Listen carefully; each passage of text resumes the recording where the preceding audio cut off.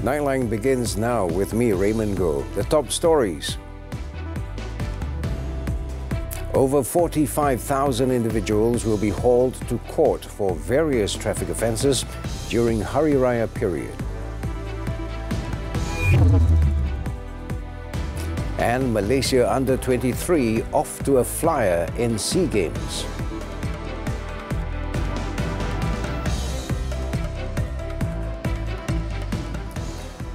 Good morning. Good morning and thanks for being with us. After the Aidilfitri holidays, people are beginning to return to the cities from their hometowns. Prime Minister Datuk Seri Ismail Sabri Yaakob thus called on road users to be more careful where major highways are seeing increased traffic volume as many travellers will be returning to work on Monday. Jadi saya harap pandulah berhati-hati di jalan raya. Kalau rasa mengantuk dan penat, berhenti dulu. Ambil tidur sekejap di dalam kereta dan sudah selesai, sudah hilang mengantuk, baru meneruskan perjalanan. Jangan paksa diri untuk cepat sampai kerana kemungkinan kalau berlaku apa-apa, lebih lambat sampai ataupun tidak sampai terus. The Prime Minister, who is also Borough Member of Parliament, said this after an interview with TV3 in conjunction with his constituency's Aidilfitri open house at Laman Kerayung. He said people need to discipline themselves while driving for the safety of themselves and their families as well as other road users. He said all agencies and authorities as well as highway operators also played a role in long-term planning to overcome the congestion that occurred every festive season. Major highways began to be congested in the days before the festival as people took the opportunity to return home to celebrate the festival following the long holiday that began last weekend. And as many people would be back to work on Monday after the Aidilfitri holidays, how is the traffic condition on highways and expressways around the country? Well, let's hear from our reporter Muhammad Hakim Muhammad Azman, who is at the Malaysia Highway Authority in Bangi, Selangor.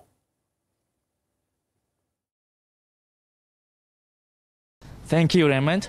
Now, I'm here at the Malaysian Highway Authority's Operations Centre, and as you can see behind me, the traffic flow on major highways heading to the Klang Valley appears to be smooth flowing.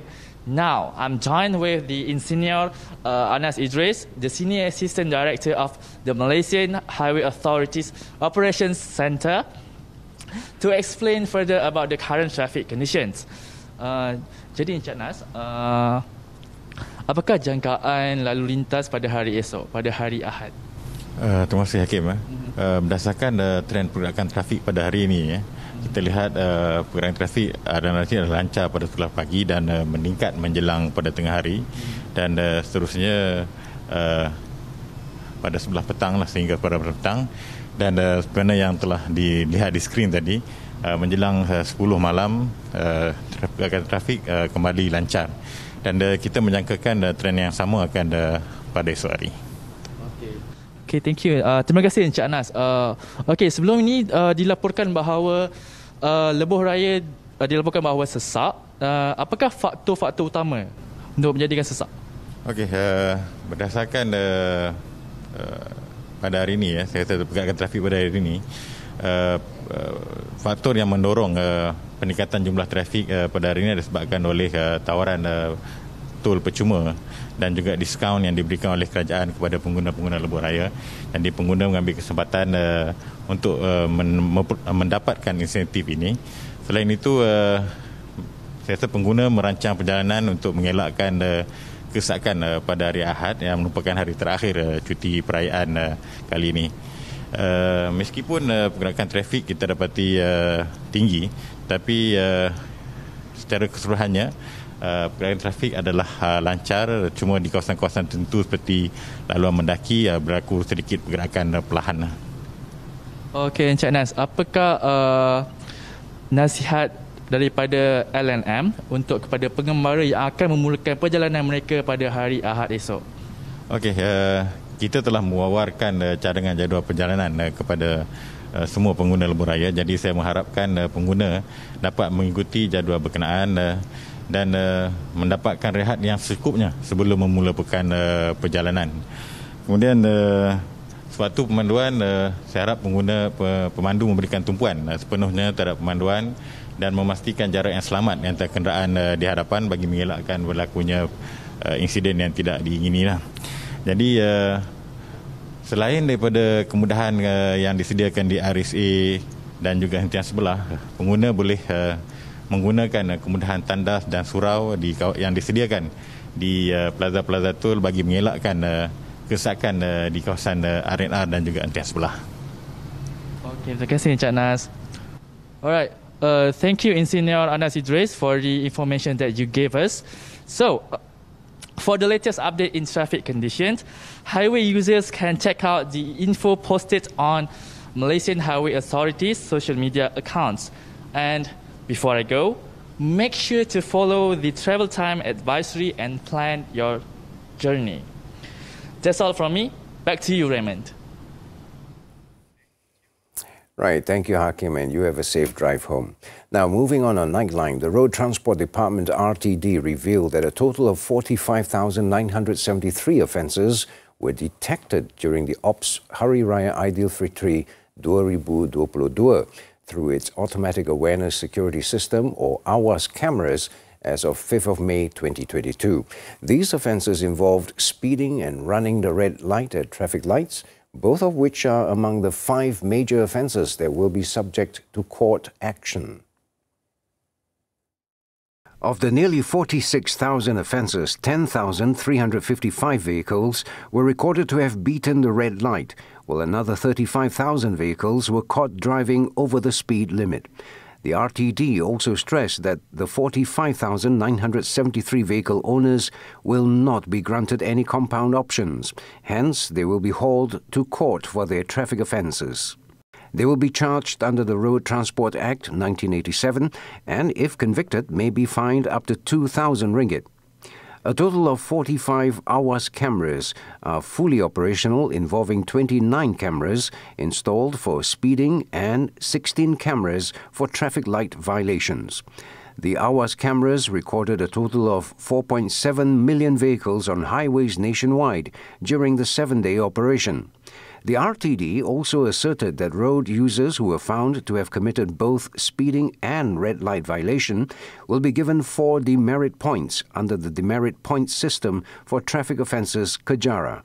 The offenders may face suspension or revocation of their driver's licence should the demerit points pass a certain threshold.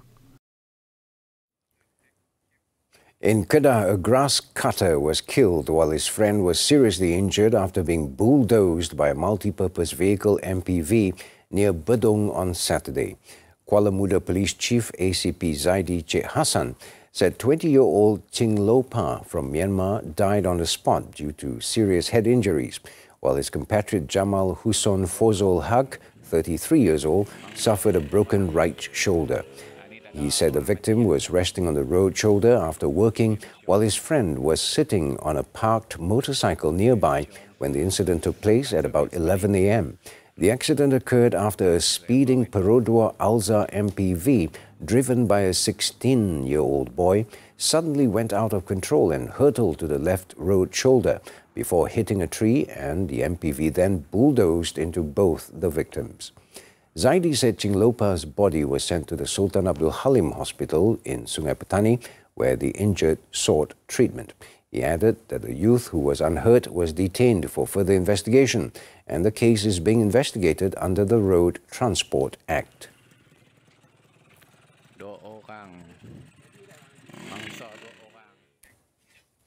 All is set for the Prime Minister and his cabinet members to host the Hari Raya Aidilfitri 2022 open house in Putrajaya on Sunday. The open house will be at Laman Sari Sri Perdana Complex from 10 a.m. to 4 p.m. Visitors have been told to comply with the latest standard operating procedures, SOP, which have been set for the transition to the endemic phase, and are encouraged to use face masks and maintain physical distancing. Based on the poster, clothing allowed includes attire with sleeves, long pants, skirts below the knees, and shoes. Meanwhile, attire not permissible includes shorts, short skirts, sleeveless clothing, torn jeans and slippers. The public should dress neatly and decently. Failure to comply with the dress code may result in being denied entry into the Sri Perdana complex.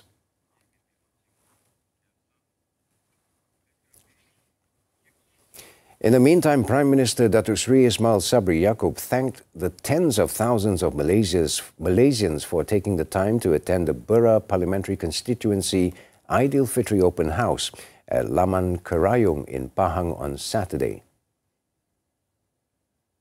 Malah juga kita lihat hari ini dikunjungi oleh kaum-kaum lain. Seperti kita tahu, Bura ni mempunyai kesemua kaum dan etnik seperti kaum Melayu, kaum Cina kita lihat hari ini ramai yang datang, kaum India, masyarakat orang asli, semuanya berkumpul hari ini sebagai sebuah keluarga besar, keluarga Malaysia Bura hari ini. He reminded visitors to continue wearing face masks when in crowded areas or when taking their food. 32 food stalls were put up, offering visitors an array of Hari Raya dishes and delicacies from the East Coast. The special thing about this particular open house is that the food here was prepared by the community. Every village in the Bura constituency was involved in the preparation of food served. While enjoying their food, visitors were also entertained to Aidilfitri songs throughout the 5-hour event.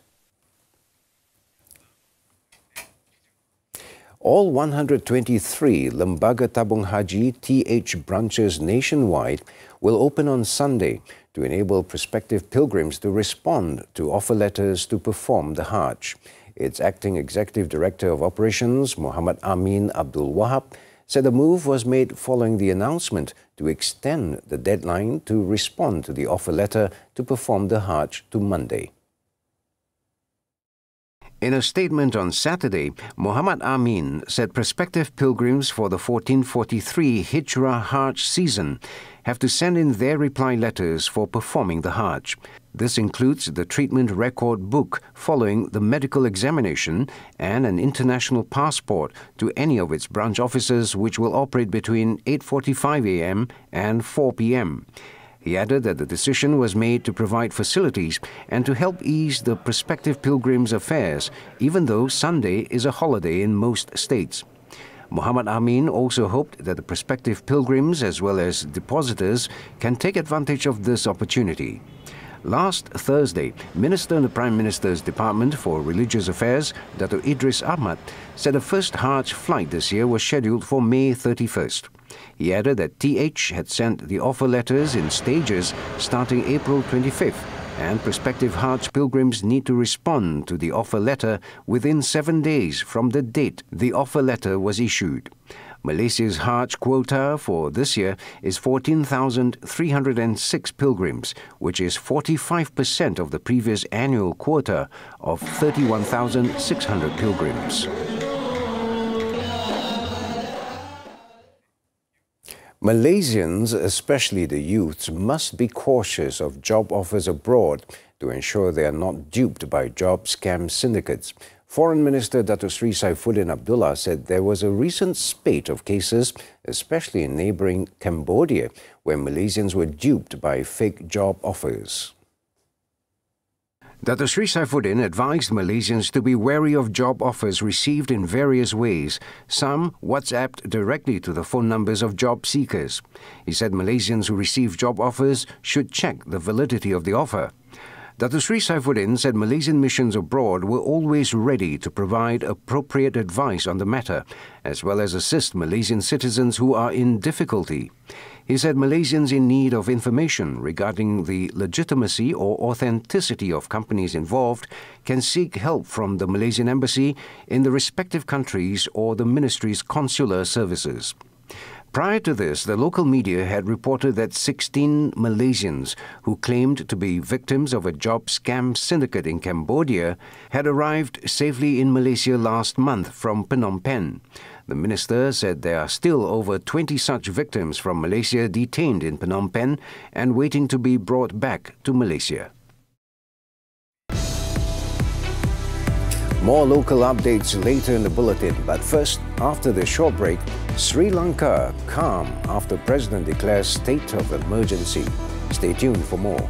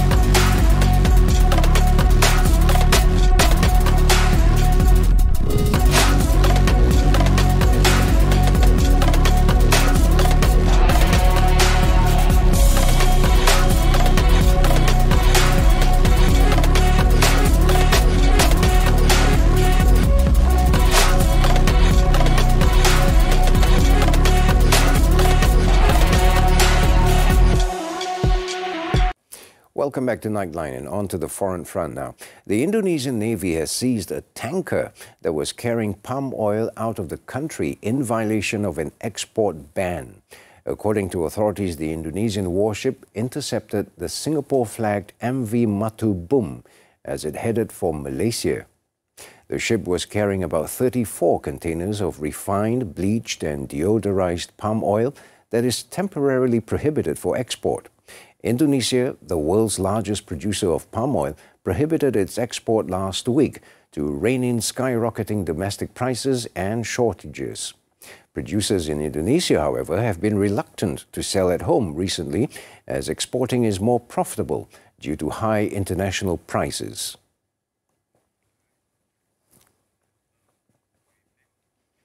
French President Emmanuel Macron was on Saturday inaugurated for a second term after his election victory over the far right, and is facing immense challenges in foreign and domestic policy following a first term which had often polarized the nation. In a ceremony at the Élysée Palace, Macron was confirmed by Constitutional Council Chief Laurent Fabius as the winner of the April presidential election and then signed the formal reinvestiture document. Attended by a few hundred people, including his wife Brigitte, and his only surviving predecessors, François Hollande and Nicolas Sarkozy. The ceremony was relatively modest, but marked the first time a French leader is serving a second term in 20 years.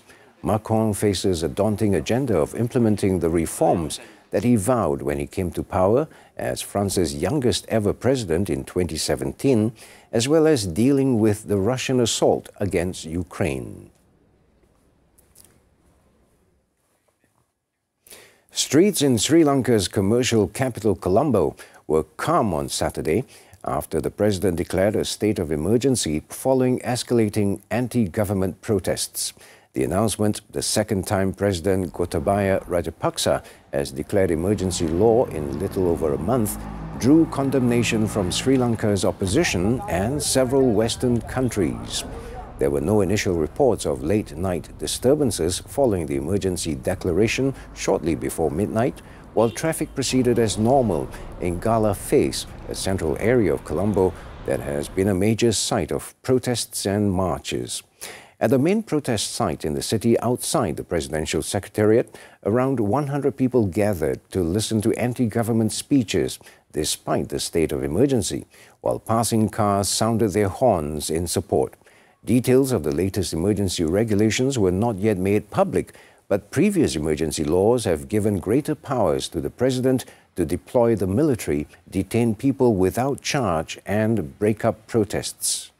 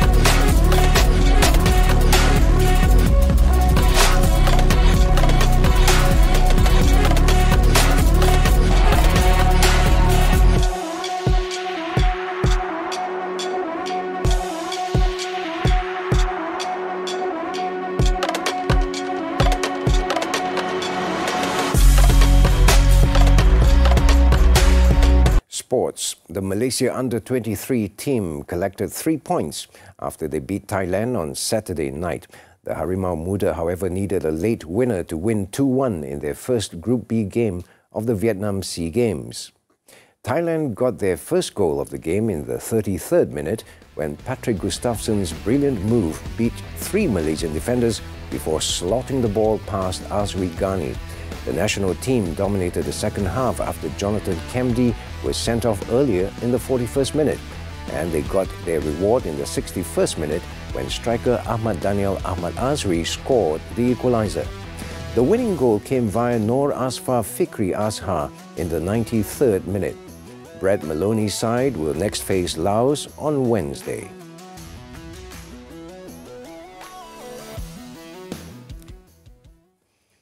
In another match, Singapore came from 2 goals down to salvage a draw against Laos on Saturday. Playing at the Tien Trong Stadium in Nandin, Singapore struggled to keep a hold on possession in the early stages and were punished when Laos scored the opener by Ekamai Ratsacek in the 14th minute.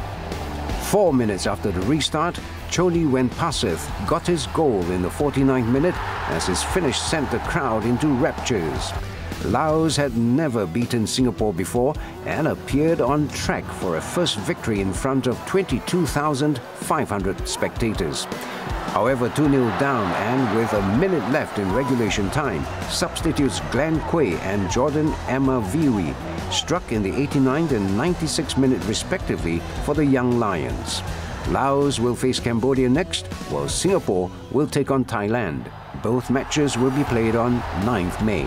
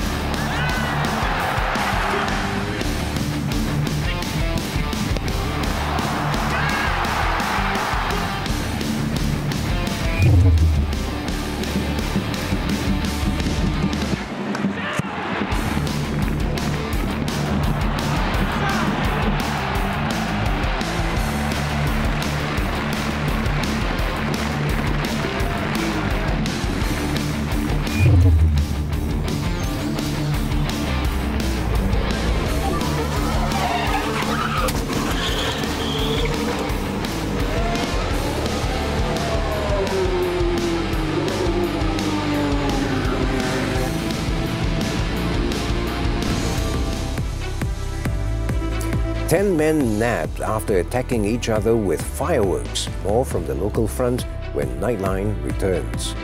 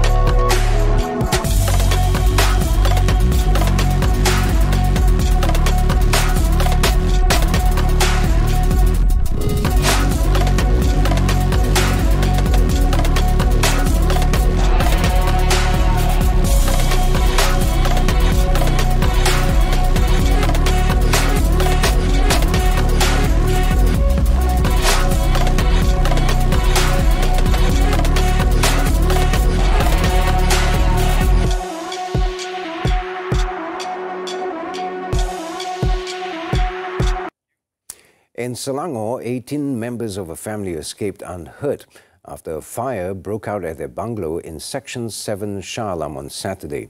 State Fire and Rescue Director Nur Azam Khamis said the Shah Alam Fire and Rescue Station received a call at 2:06 a.m. and arrived at the location 8 minutes later. Nur Azam said there were no injuries and the fire destroyed the roof of the house, wiring and 2 bedrooms. Investigations found that the house owner was not at home. He said the house owner's children, their spouses and grandchildren were at the house for the Hari Raya celebrations. Nur Azam added that all of them did not suffer any injuries while escaping. The operation ended at 4:39 a.m. and the forensics team was conducting further investigation. In Negeri Sembilan, police nabbed 10 men on Saturday for allegedly fighting among themselves and using fireworks to attack each other at Taman Bandar Prima Senawang in an incident which has gone viral on Facebook. Seremban District Police Chief ACP Nanda Makrov said all the individuals aged 19 to 42 were arrested at 4:40 a.m. around the district and are being remanded for 3 days until May 9th. The initial investigation found the incident took place on May 2nd at about midnight, and the police have seized a large number of fireworks and firecrackers. The case is being investigated under the Penal Code and the Explosives Act. Last Friday, a 29-second video which captured a group of men using fireworks to attack each other went viral on social media. The remains of the teenager who was reported missing after being swallowed by a strong current while bathing in the Pasir Putri Recreation Area in Sungai Lembing were found at about 6 p.m. Saturday evening. The body of 14-year-old Amirun Muhammad was found on the second day of his search in the Lubuk Cina area, about 6.2 kilometers from the location where the victim was reported missing. The victim's body was found by the public on the sand bed. A team of 18 firefighters, including the Water Rescue Team (PPDA), was involved in the search and rescue operation of the victim. The victim's body was sent to Tengku Ampuan Afzan HTAA Hospital in Kuantan for post-mortem.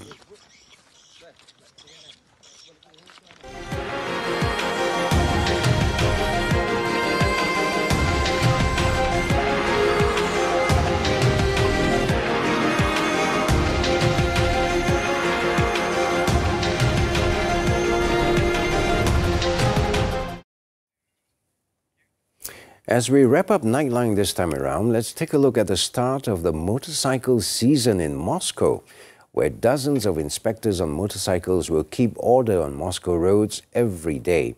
The police is armed with 200 modern, fast and powerful motorcycles that can catch up with the fastest violator. With that, I'm Raymond Goh. Thank you for watching, and to all the mothers, here's wishing you Happy Mother's Day from all of us at Nightline. Be safe.